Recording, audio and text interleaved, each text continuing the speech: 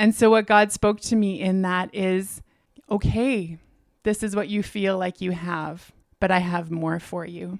Go and consider what you could be pouring your time into, what you could be pouring your energy into, and also consider what you might be pouring your time and energy into that is not providing energy for you and sustaining you. Do you find yourself wondering if this is all marriage has to offer? Are you so busy and exhausted at the end of the day that your marriage is the last thing you have energy to think about? If you're wondering if God has more for your marriage, you've come to the right place. Welcome to the Living Marriages Podcast. My name is Aaron, pastor and marriage coach. And I'm April, spiritual director and marriage coach. Join us as we explore simple habits for building intimacy with your spouse while learning what it means to center your marriage on Christ. Hello, and welcome to a new edition of the Living Marriages Podcast. Thank you so much for joining us. Thank you again to all of you who have subscribed and liked this podcast and followed it and recommended it to your family and friends. Thanks to all of you who also have donated to this non-profit ministry. If you'd like to find out more information, please visit our website, livingmarriages.com. Well, we had, over the last couple of weeks, a couple of incredible episodes that we were able to share as we had the privilege of interviewing Bob and Linda Loddick of seedtime.com. And that conversation with them has continued to bear fruit, and it's really caused us to continue to think and pray and be curious. And one thing, April, you and I were talking about was this idea of assets under management. We talked about with Bob and Linda in the context of finances, but God's given us many other assets to manage as well. Things like our time, our energy, and our attention. And maybe it was a year or two ago now, God gave you an image with regards to what it looks like to have time, energy, attention, all of these things under God's lordship, I guess, and under our management. Yeah, I was spending some time with God one morning, and I was reading I'd been reading through 1st and 2nd Samuel and 1st Kings, and I was in 2nd Kings. And I came to the story of Elisha, and when he meets a widow, and I'll just read the passage here and then share a bit about what God spoke to me through it. So it's in 2 Kings 4. The wife of a man from the company of the prophets cried out to Elisha, "Your servant, my husband, is dead, and you know that he revered the Lord. But now his creditor is coming to take my 2 boys as his slaves." Elisha replied to her, "How can I help you? Tell me, what do you have in your house?" "Your servant has nothing there at all," she said, "except a small jar of olive oil." Elisha said, "Go around and ask all your neighbors for empty jars. Don't ask for just a few. Then go inside and shut the door behind you and your sons. Pour oil into all the jars, and as each is filled, put it to one side." She left him and shut the door behind her and her sons. They brought the jars to her, and she kept pouring.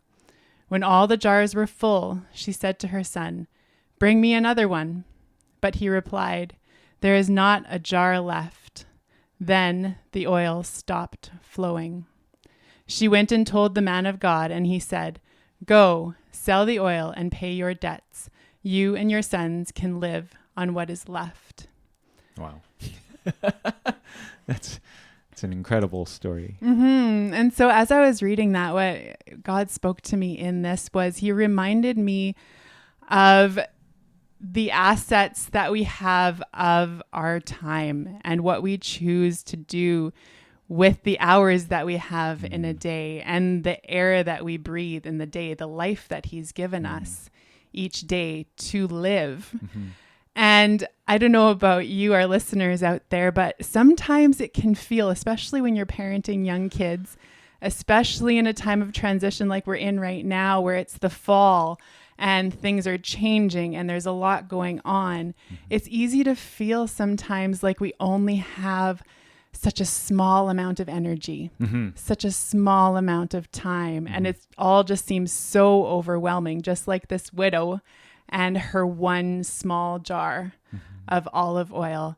And so what God spoke to me in that is, okay, this is what you feel like you have, but I have more for you. Go and consider what you could be pouring your time into, what you could be pouring your energy into, and also consider what you might be pouring your time and energy into that is not providing energy for you and sustaining you. And so he said, basically, would you go and would this woman have gone and asked her friends for jars that had cracks in them? Right. Jars that were not able to hold this valuable oil that God was providing. If I were her, I wouldn't be asking for cracked jars. No. You want to hold that. You want to keep it safe. You want to make sure that this gift that she was given doesn't go to waste. Right. And so it felt like God was saying, you have this time, this energy, this life that I've given you to live. Yet there are many things, many jars, things that you choose to do with your time that are just leaking. It feels like it's going to be restful. For example, scrolling on Facebook, being on my phone. Yeah.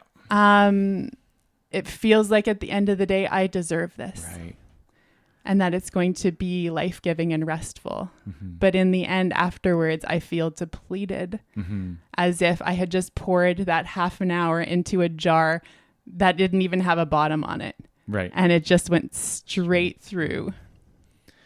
Wow. I'm sure many of our listeners can start to, if we're being honest, and as you're saying that, I'm like, where are the jars that I've been having that have cracks in them? And they can be good things too.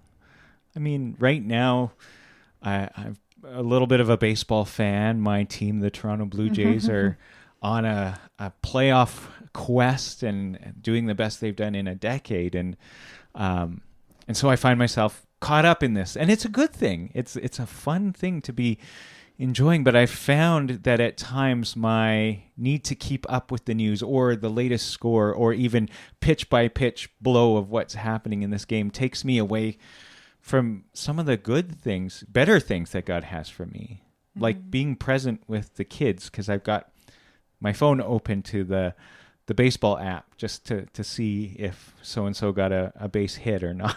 And I find myself, I'm actually missing out. I'm pouring oil into a jar that has a crack here. And this is a crazy thing, at a certain time in a certain place, that jar would be okay. Yep. Checking out that ball game.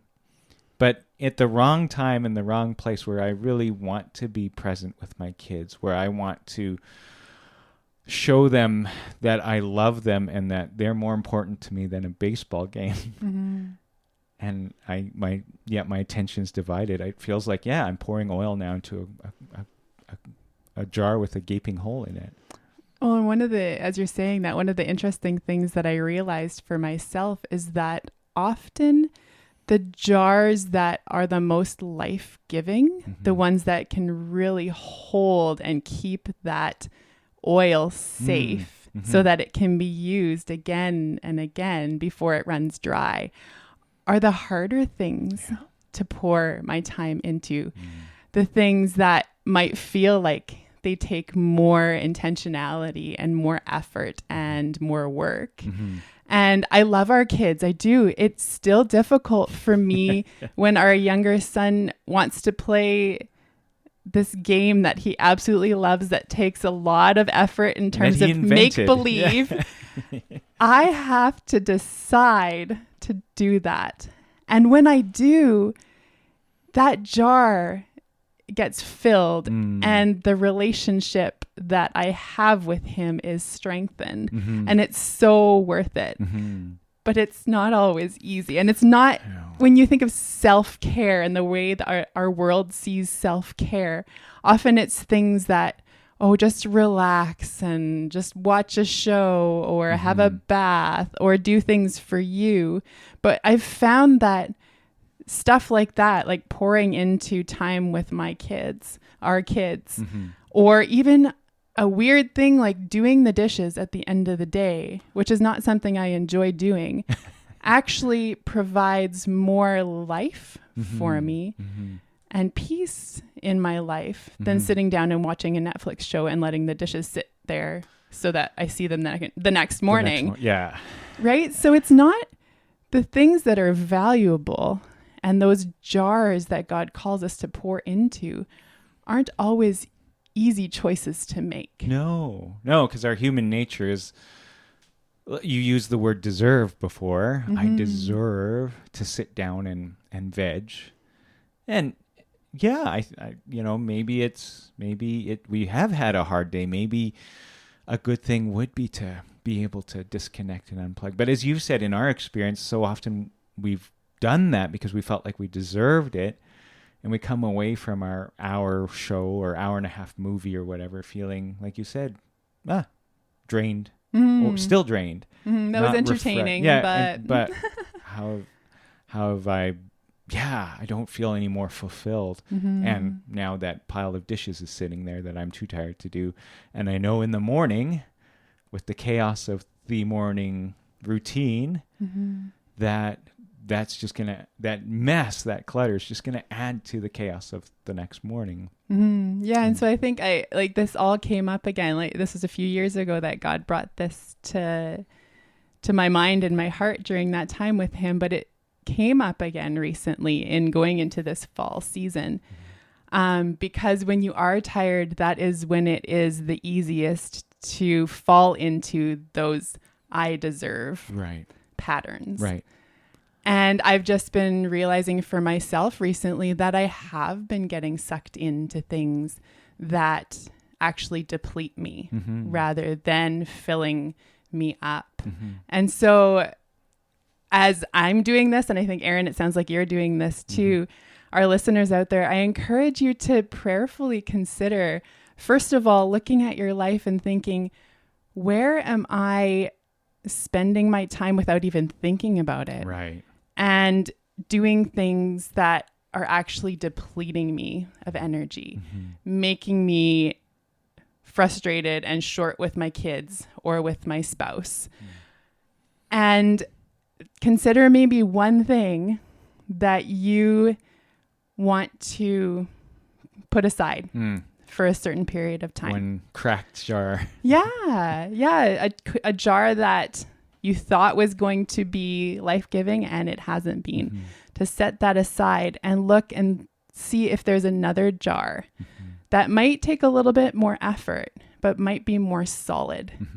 That when you choose to pour your energy and time into that jar, that the return that you get back is just tenfold, right? God is good. God is really good. When we choose to seek him and what he has for us, even when we have very little, he will give us so much more back than we ever could even imagine. Yeah, absolutely.